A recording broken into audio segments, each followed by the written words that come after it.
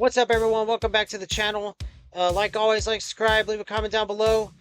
Quick channel update. Everything's smooth. Our son was born healthy.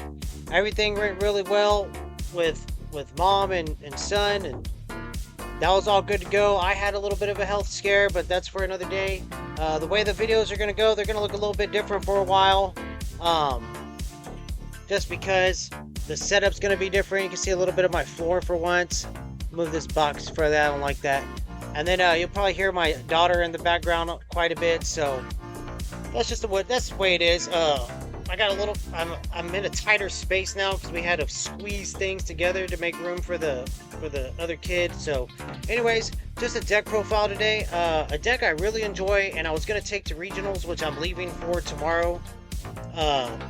As a day of shooting this video, I don't know when the video will come out. But not taking this deck, of course. I wish this deck was good, but it's just not. But it's really fun to play, and I will say if they made a card that made Scouter free, you didn't have to tap an energy for it, that would change the deck quite a bit. But since you constantly got to tap one for your Scouter, it makes it shitty. But anyways, this is Raditz. Front side, when you attack, draw one card, and then when you have two or more energy, you can reduce the Z deck cost of your Scouter by 1. You still got to tap 1 for it. And he doesn't untap an energy when he awakens. Backside, card attacks, draw 1 card, and then you can remove your Scouter from the battle area. When one of your Raditzes is KO'd, you can play one of your Nappas from the deck, and that's really how you get your chain started to start spamming stuff on board real quick. And if somebody doesn't know what the deck does, you will catch them off guard with the spam, because it spams quick. So I'm gonna move this all the way. Z deck, it's not really anything, like, this whole deck is not really anything special compared to some of my crazier deck builds. I really keep it tame. We're running 4 Scouters, of course, and I gotta raise everything up to the camera so I can get a good look at it with this weird setup. I got my setup for playing on Discord, so it's not really for doing this kind of video, but it'll be fine. Then we're running 2 of these Raditzes. I think I only need 1, so eventually when I come back to this deck, I mean, I tested it hard getting ready for regionals. I mean, I put the time in, and it just didn't do anything. It didn't do anything. Like, we spent like 12 hours grinding matches, and I won once. And I played like some of the best I've ever played in this game. One, Black Kamehameha. It's still a good card. It should be in every blue Z deck. Same with this guy. This dude won me the one game. The cell won me the one game. This guy's really good. I don't see him in too many blue decks anymore. That's crazy to me. But that's the Z deck. Nothing amazing. Nothing to write home about. We'll go over the some tokens. I ain't even running. I've used these as my Cyberman tokens because I don't have any. So I'm not even running Chilled Army. So just so you know, we're running 3 of the Vegetas. Now you should run 4 probably, but I'm running. I'll show you the other card. Just pretty good. Search your top 5, grab one of your Saiyans, and you're running nothing but. So Bulma, which will probably be gone for another one of the Vegetas. When you play her, you draw 1, and then if you have 2 or more energy, it does the same thing that your front side of your leader does. So nothing special in that. Nappa using a Scouter. This card's really cool because the longer he stays out, every time you tap in a new Scouter, you draw 1, and then he lets you ramp your Z energy.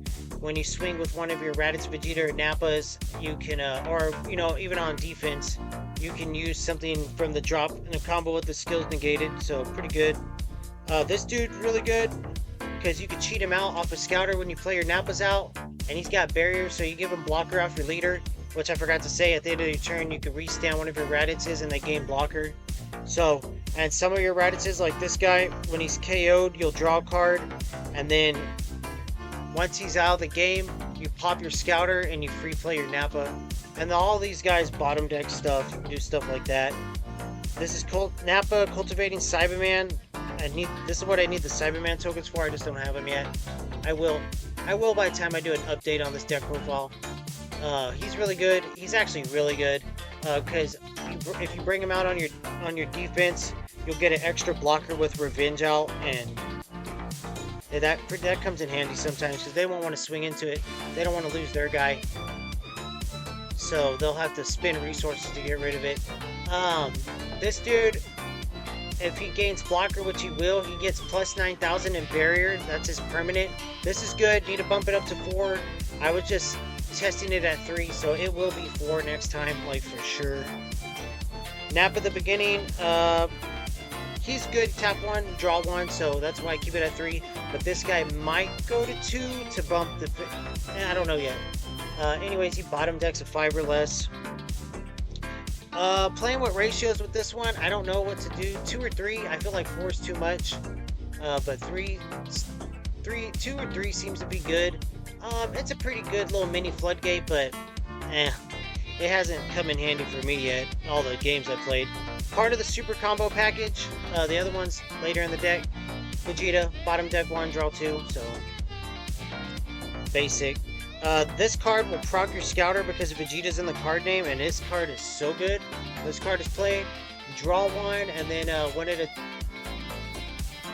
an activate battle, so you play this card, you bean it 15 or bean whatever you're swinging with. I mean 5, now 15, and you choose up to one of your opponent's battle cards, return it to its owner's hand on swing. So I like it. This will also proc your scouter because it has Vegeta in the card name. It's pretty good dual attack. I mean. And you can pop your scouter to prevent them from negating that big 35k swing. 3 beans. 2 wasn't enough, 4 was too many. Became a brick in hand. 3 is the sweet spot. I found that out. 3 defending friends. We'll try to figure out how to make this 4. It's still a really good floodgate. Nobody wants to lose hands, so they got to tend to that. Green Kabujin him, so still one of the best blue. Not really a floodgate, but you can shut their keyword skills off. So if something has barrier, you counterattack with this, negate their barrier, and then play out one of your Nappas to pop it. And it's blue, so you run 4 D-Magic. I don't even care about having the foil ones. It's just whatever. So I hate that we have to waste precious deck space with the floodgates. The other super combo will be a Zalmusu soon. My favorite Overwhelm in the game, just because I love the art. And it's pretty good. You send something to their warp, you get big 30k swing. 1 oob. I see it when I need to. Don't see it when I don't need to, so it's not a big deal. And SCR choice is Hatch. If this deck had more draw power, I'd run more in it, but the way it is right now, it doesn't draw well. I played around running the hit unison battlefield manipulator, and it's pretty good. Oh, and I do have a miniature side deck. My extra defending form, there's actually more in there, but I only need 1. And then we run 1 Toal, switch in and out, depending on the matchup. Shin, depending on the matchup. Most of these are for Warp Vegeta. They're big swingers coming out early. Begrudging allies. And then playing with Chillai. She's just not good. Tapping 2, draw 2. It's okay, but this deck doesn't ramp, so I might take her out of this side deck and put her in my Gamma side deck. So that's the deck. Like I said, I like the deck, and I'm gonna keep playing it. I mean, I'm gonna keep playing it. Maybe Bandai will give it some support, maybe not. But it's a fun deck, and if you could get it to fire off, you could potentially OTK your opponent on turn 3 if they're not expecting what this deck can do, because you can get stuff off on the board quick. Like in testing, like once the guys figured out that the scouter needed to see 15 or less, they just stopped holding 15 or less in their hands, and scouter stopped firing off. So that just pretty much kills the deck. You hurt. You're not going to be able to do what it wants to do. So also there's a Brawly 8 drop that would work pretty good in this deck, but space, you know, the archetype's pretty big, so space is of the essence. But I like the build I got right now. I've seen some pretty good, everyone that's talked to me about the deck, there's been some great builds that people have showed me, and my build was crazier with my 1-ofs that I like to run, but for a deck like this, the 1-ofs just doesn't work. You know, if you're playing yellow, like my yellow U7 deck, I'm going to do a deck profile on probably today. I get away with running the 1-ofs, but the deck is solid, and it draws like mad. This deck doesn't draw like mad, so I want to be able to see my pieces. as soon as possible. There's also a 1-drop Raditz that goes in the archetype that gains revenge that you could give blocker to, and I think he searches top 5 like the Vegeta, but I like the Vegeta, so it's preference. Do what you want. Deck is fun. If you haven't played it, I recommend trying it. It's a fun deck, man, and I had a lot of fun testing it, but it just 12 hours of losing. I mean, to be fair, I was testing against straight up meta decks. People could say that like Meki and Panzino aren't meta, but I don't know about that. They play pretty good. Meki especially, that deck does a whole lot real fast, so this guy struggled against it pretty bad. So that's the deck. I almost took it to regionals, but then I found a deck that I love more, and we'll go over that after regionals. So that deck, but that's it today, guys.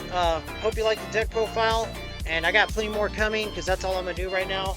And maybe I said I was gonna do like a little bit channel update. Told y'all everything went good with Luther. He was born healthy. Mama's healthy. Everything's good there. I think I might pick up a few. I know I said before I wasn't gonna do it, but I miss ripping, so I might get like some older sets since they're still cheap. The newer sets, I'm just buying singles. There's no way I'm supporting Bondi's price gouging with all their games. I'm not buying anything new for all their games because it's just too much. Even Union Arena, because you don't get 24 packs even in the box. You get like 16 or 18 or something. I'm not spending $80 for that. It's not worth it to me. I got mouths to feed, so kudos to y'all that get to spend that money on that. I mean, I wish I could. If I was rich, I would, but I'm not. So but I'm gonna open up weird stuff too, like toys. I'm been real into trying to buy just random Dragon Ball toys, even like the rip-offs. So, and I have a box right here I'm gonna do in a video soon. We'll see how ugly they look, but anyways, we'll get to that. And like I said, like and subscribe, leave a comment down below. Let me know what you think about my deck profile. What can I improve? You know, you think it's pretty good? I don't know. I feel like it needs more floodgates and more draw power, but that's me. Later.